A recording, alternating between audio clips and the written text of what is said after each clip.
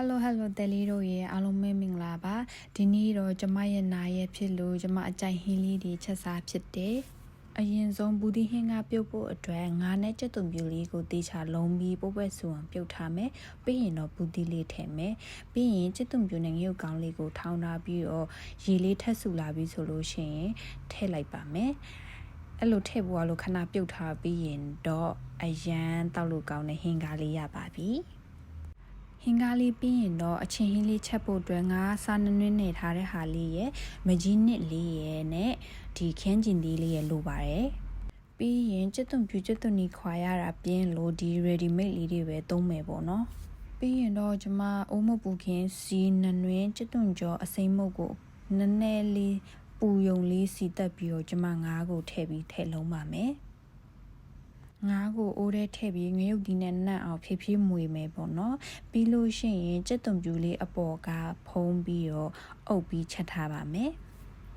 ပြီးရင်အရေးလေးခန်းလာပြီးဆိုရင်အဖုံးဖွင့်ပြီးနောက်ထပ်ရေတရေထားထည့်ပြီးတော့ချက်ထားပါမယ်ပြီးရင်တော့ပုတ်ပွက်ဆူလာရင်တော့မကြီးသီးလေးရဲ့ခုနကလီထားတဲ့ခင်းကျင်သီးလေးရဲ့ထည့်ပြီးထည့်ချက်ပါမယ်ချက်ထားပြီးရင်တော့အခုလိုစားချင်စရာကောင်းတဲ့ဟင်းလေးရပါပြီကဲတယ်ရီတို့ဟင်းနေတဲ့အဆင်ပြေဖြစ်ပြီဆိုတော့မြင်စားတော့မယ်လိုက်ကြည့်ပေးကြပါအောင်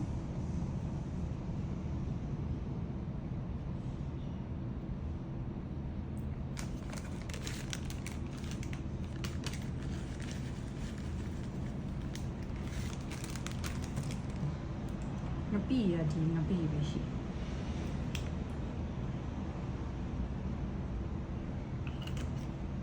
လက်ကစီဗီတာ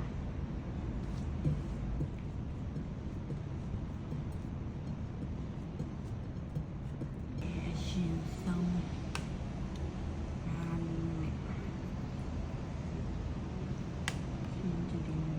အခုချက်အခုစားဆိုရမ်းဖို့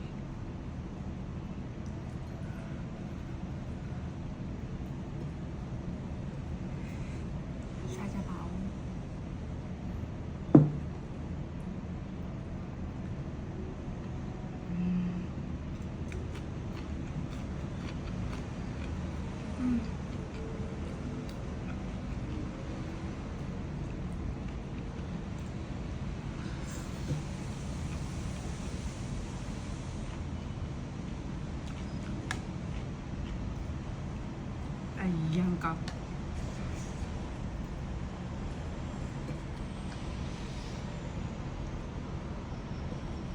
အရန်ပူရအခုမှ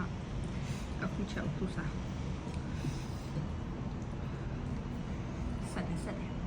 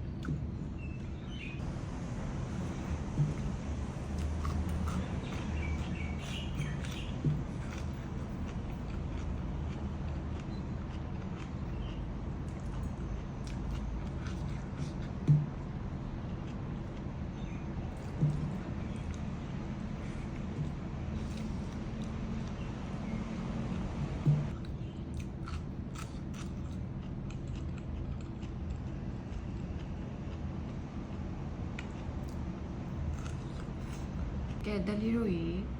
မြင်ခုစားလို့ပြီးပြီဒီလိုကတွင်းပြက်နေရဆိုလို့ရှိရင်ဒီလိုမကြီးနဲ့ချင်းဟင်းလေးရဟင်းကားလေးရနဲ့တွဲပြီးတော့ချက်စားကြည့်ပါတော့အရင်စားကောင်းတယ်အခုကျွန်မဗီဒီယိုအဆုံးထိလိုက်ကြည့်ပြီးကြတဲ့သူတယောက်ချီစတိုင်းကိုကျေးဇူးတင်ပါတယ်နောက်ဗီဒီယိုရေးကြရင်ထပ်တွေ့ကြမယ်တတအားလုံးပဲကြိုးစိုက်ကြပါ